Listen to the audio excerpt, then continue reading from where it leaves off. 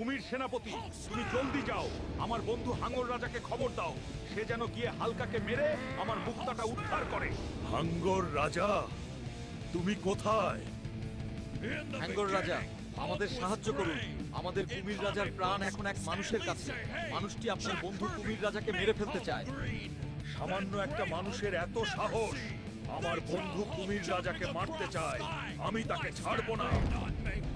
এই সামান্য মানুষ, তুই যদি বাঁচতে চাস আমার বন্ধু কুমির রাজার মায়াবী মুক্তা আমার কাছে দিয়ে দে। মানুষকে সামান্য ভাবছি না, আজকে তোদের শেষ করবো।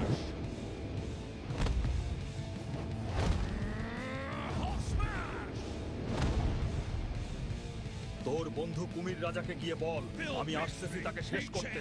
সে যদি বাঁচতে চায় আমার বউকে আমার কাছে ফিরিয়ে দিই।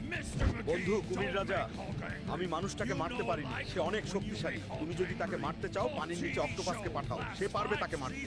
কুমির সেনাপতি, তুমি জলদি যাও, অক্টোপাসকে খবর দাও, সে যেন হালকাকে মেরে ফেলে।